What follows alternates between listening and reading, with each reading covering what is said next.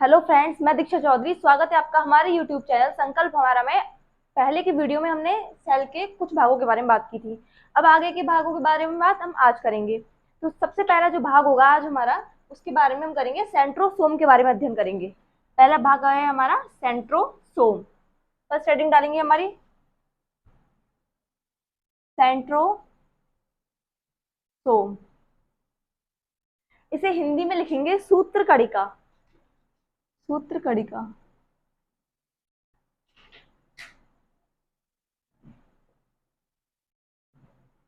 सूत्र कणिका।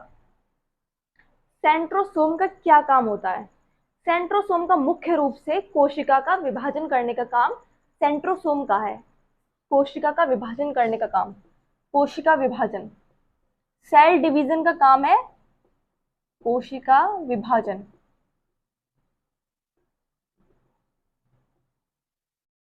जैसे ये एक कोशिका है, इसी की तरह दूसरी कोशिका का निर्माण कौन करेगा? सेंट्रोसोम। सेंट्रोसोम क्या करेगा? कोशिका को विभाजित करेगा, जिससे नई सेल्स बनेंगी। जंतुओं में ये जो कोशिका विभाजन है ये सेंट्रोसोम के थ्रू होता है, लेकिन प्लांट्सों में जो कोशिका विभाजन है वो सेल प्लेट के थ्रू होता है। प्लांट्स में होता है ये, पौधों में कोशिका विभाजन सेल प्लेट के थ्रू होता है। कोशिका विभाजन हमारे तंत्रिका तंत्र में नहीं होता। ध्यान रखिए, तंत्रिका तंत्र में कोशिका विभाजन नहीं होता। अगर पेपर में क्वेश्चन पूछे कहाँ कोशिका विभाजन नहीं होता, तो तंत्रिका तंत्र में, तंत्रिका नर्व सिस्टम में, तंत्रिका तंत्र, इंग्लिश में नर्व सिस्टम, हिंदी में तंत्रिका तंत्र या नर्वस सिस्टम। नर्व सिस्टम जो होती है उसमें हमारा कोशिका विभाजन नहीं होता। सबसे ज्यादा कोशिका विभाजन कहाँ होता है? लिवर में। जब भी हमारे कभी लिवर में चोट लग जाए, कुछ भी हो जाए, तो सबसे जल्दी सही कौन सा भाग होगा? लिवर सही होगा, क्योंकि लिवर में कोशिका विभाजन सबसे ज्यादा होता है। जहां कोशिका विभाजन ज्यादा हो रहा हो वहां पे कैंसर की प्रॉब्लम भी ज्यादा होगी, क्योंकि जब जैसे जैसे कोशिका बढ़ती जाएंगी, अब इतनी सारी कोशिका बन गई तो उनको मिलकर क्या बन जाएगी? गांठें बनने लगेंगी, जिससे क्या होता है? ट्यूमर होने की संभावना ज्यादा हो जाती है। नर्व सिस्टम में या ब्रेन में ट्यूमर इतना नहीं होता जितना कि इंसानों के और शरीरों में और भागों में होता है। जो ट्यूमर है, जो कैंसर है, वो प्रॉब्लम किसकी वजह से होती है? वो होती है कोशिका विभाजन की वजह से। कोशिका विभाजन कौन करता है? सेंट्रोसोम। सेंट्रोसोम जो सेल है वो हमारे शरीर के प्रत्येक भाग में है, तो कोशिका विभाजन भी प्रत्येक भाग में होगा। कहाँ पर कोशिका विभाजन ज्यादा होगा? लिवर में। और लिवर में जो भी कोई चोट लगेगी तो सबसे जल्दी किस में सही होगी? लिवर में। जब भी ये कोशिकाएं ज्यादा विभाजित होने लगेंगी तो किसकी प्रॉब्लम ज्यादा हो जाएगी? ट्यूमर या कैंसर की। अब इसके आगे के भाग के बारे में अध्ययन करते हैं। अब ये जीन्स। सेकंड हेडिंग है हमारी न्यूक्लियस। सेकंड हेडिंग डालिए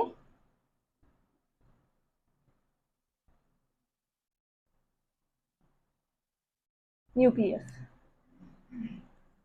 अब ये जो न्यूक्लियस है यह केंद्रक है ना, केंद्रक हिंदी में लिख लीजिए, केंद्रक।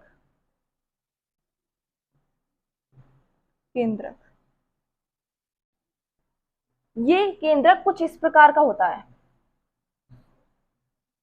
ये हो गया केंद्रक, यानी ये हो गई न्यूक्लियस मेम्ब्रेन,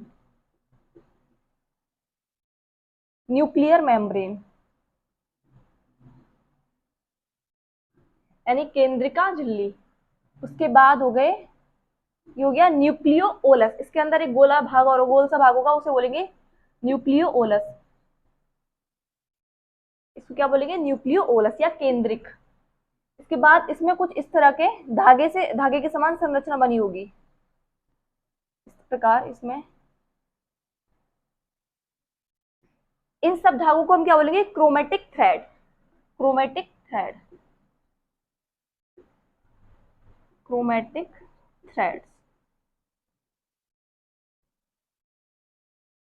इसके अंदर जो न्यूक्लियर मेम्ब्रेन है, इसके अंदर एक द्रव भरा होगा। जो इसमें अंदर ये द्रव भरा है इसको हम बोलेंगे न्यूक्लियस प्लाज्म। Nucleus plasm. या न्यूक्लियस सैप। अब जो हमारा न्यूक्लियर मेम्ब्रेन है, जिस तरह सेल की एक मेम्ब्रेन थी सेल मेम्ब्रेन, है ना, ये प्लाज्मा मेम्ब्रेन, तो इस न्यूक्लियस मेम्ब्रेन का क्या काम है, जो उपयोगी द्रव्य है उनको न्यूक्लियस मेम्ब्रेन अंदर जाने देगी, जिसको केंद्रिका की जरूरत है उनको क्या न्यूक्लियर मेम्ब्रेन क्या करने देगी, अंदर जाने देगी, और जो अनुपयोगी द्रव्य है उनको बाहर रहने देगी। यही काम किसका है, न्यूक्लियर मेम्ब्रेन का। इसके बाद न्यूक्लियस प्लाज्म का क्या काम है, जो प्लाज्म यहाँ पर, जो प्लाज्म इसमें द्रव्य भरा हुआ है कोशिका में हमारी, साइटोप्लाज्म, जो काम की, जो उसके साइटोप्लाज्म का क्या काम है कि अंग जो है, कोशिका अंग जो है वो क्या इधर उधर ना भागे, एक जगह धसे रहें। अगर ये आपस में टकराने लगे, अगर ये टकराने लगे तो क्या होगा, जैसे लाइसोसोम हमने पढ़ा था, लाइसोसोम का क्या काम था, लाइसोसोम किसी भी मृत कोशिका को, डेड सेल को क्या कर देता है, एंजाइम्स छिड़क देता है या फट जाता है, उससे क्या हो जाता है, पूरी सेल नष्ट हो जाती है। अगर ये आपस में टकराने लगे तो क्या होगा, जो हमारा लाइसोसोम है वो क्या करेगा, इन पूरी कोशिका को नष्ट कर देगा। इसीलिए इसमें इसमें साइटोप्लाज्म भरा है, जिसकी वजह से सभी जो अंग हैं वो अपनी जगह स्थिर हैं, जमे हुए हैं। सेम यही क्रिया हमारी न्यूक्लियस में है। न्यूक्लियस में एक द्रव्य भरा हुआ है जिसको हम न्यूक्लियस प्लाज्म कहते हैं। जो भी इसमें अंग है, अंदर के ऑर्गेनल हैं, सेल के ऑर्गेनल, वो अंदर धसे हुए हैं, जो इधर उधर आपस में नहीं टकराएंगे। न्यूक्लियोलस की खोज फोंटाना ने करी थी, फोंटाना, लेकिन इसे नाम न्यूक्लियोलस बोमेन ने दिया था, बोमेन ने इसको नाम दिया था न्यूक्लियोलस, बोमेन ने नाम दिया था न्यूक्लियोलस, लेकिन सबसे पहले खोज किसने करी थी, फोंटा ने। अब न्यूक्लियोलस, इसमें क्या है, इसमें आरएनए भी है और डीएनए भी है, साथ में प्रोटीन भी है। न्यूक्लियोलस में तीन चीजें हैं, प्रोटीन, आरएनए और डीएनए। तीन चीजें हैं, प्रोटीन, आरएनए, डीएनए। इसमें प्रोटीन की मात्रा कितनी है, प्रोटीन की मात्रा है हमारी 85%। 85% हमारी प्रोटीन की मात्रा है और आरएनए की मात्रा है हमारी 10%। उसके बाद क्या बचा, डीएनए, डीएनए की मात्रा है हमारी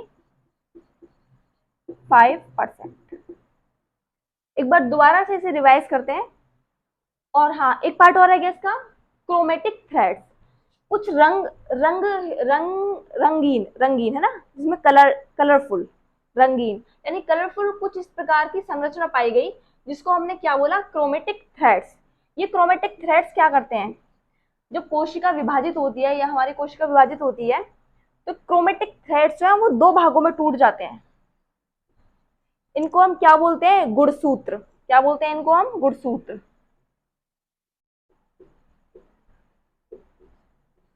गुणसूत्र।